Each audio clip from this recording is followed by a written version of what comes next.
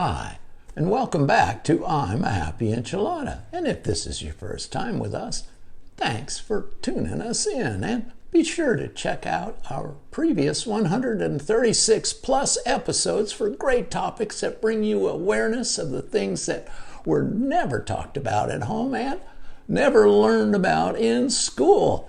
You know, those things we just had to find out about and try to navigate on the fly out in the real world. Yeah. So now let's jump into our topic for today, shall we?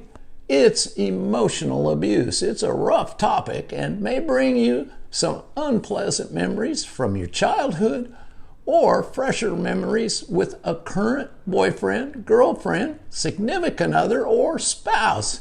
You could be male or female. Emotional abuse isn't partial. It's practiced by both, whether you're the abuser or the abused. Pay close attention throughout the episode to see what behaviors may apply to you in your relationship. This episode is simply about bringing you some awareness of emotional abuse. Professional help is always the best option with a situation that could become violent, even life-threatening, and emotional abuse is one of those. So let's get started, shall we? What is a description of emotional abuse? Well, emotional abuse includes non-physical behaviors that are meant to control, isolate, or frighten you. This may present in romantic relationships as threats, insults, constant monitoring, excessive jealousy, manipulation, humiliation, intimidation, dismissiveness, among others. Oh, that's quite a list of behaviors to be looking for. And next, here's a few signs of emotional abuse. First, they're hypercritical or judgmental towards you. Next, they ignore boundaries or invade your privacy. They are possessive and or controlling. They are manipulative, and they often dismiss you and your feelings. Well, that's a lot to absorb all at once. Maybe you can pause this for just a minute or two, because I have several more signs of emotional abuse to share with you. Okay. Here we go. BSing you. It's called gaslighting, but it's the same thing. Isolating you from loved ones. Using insulting language. Yelling. Shifting the blame. Acting extremely jealous. And outbursts of unpredictable anger. Wow. That's a lot to think about right there. And we're just getting started. Well, there's plenty more examples that you can go online and read about, right? Read it for yourself if you wish. Narcissism is an ugly topic I have avoided completely so far, but here's a few signs of narcissistic abuse you may want to consider since we're talking about abuse here today, okay? You feel worthless or useless.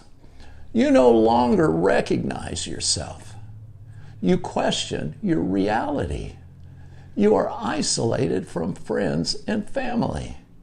Other people are brought into the abuse, and you experience physical changes in your body. Ooh, that's some heavy stuff.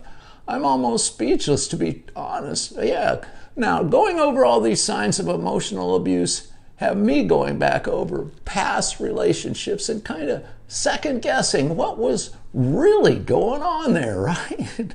You feeling the same way? Well, I think I'm going to need a quick trip to the beach after I finish this episode just to get my peace back. Whew. So let's move on.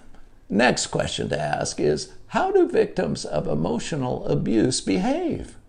Well, you may experience feelings of confusion, anxiety, shame, guilt, frequent crying, overcompliance, powerlessness, and much more. You may stay in the relationship and try to bargain with the abuser's behavior, often placing blame on yourself, even though you are not at fault.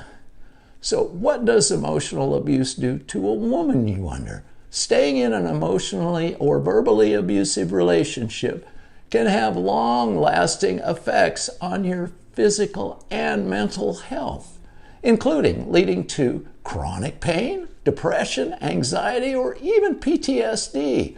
That's not surprising. It can tear down your self-worth in no time at all. And this is interesting. What is the cycle of emotional abuse, you wonder?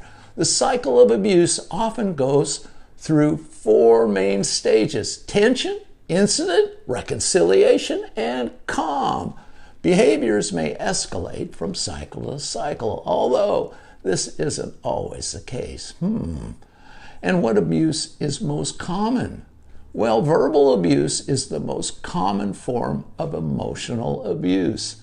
Things may be said in a loving, quiet voice or be indirect, even concealed as a joke. Confronting an abuser often takes the support and validation of a group, a therapist, or counselor. And here are the long-term effects of abuse or trauma, which can include severe anxiety, abuse of alcohol or drugs, depression, eating disorders, self-injury, and even suicide. So here we are near the end of this episode, and you may have noticed, maybe not, I haven't given you any advice on how to fix an emotionally abusive relationship. Not one thing.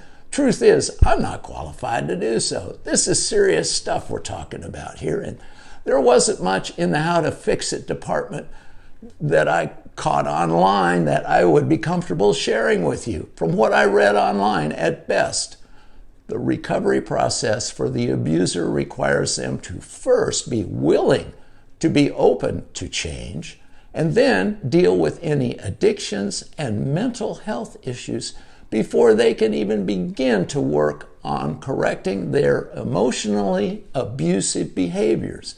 It's a long haul, and nothing is guaranteed on this one. Now, I think that's about all I can do on this episode. It was a rough one. Any way you slice it, no doubt, emotional abuse is a terrible thing that has a huge effect on the person being abused. If that's you, I urge you to seek professional help right away. To find out where you stand, and depending on the severity of your situation, perhaps even make a plan to leave that person quickly and without warning to ensure your safety. Better safe than sorry, or worse. Well, that's all I've got. So until next time, God bless and be a happy enchilada. Bye.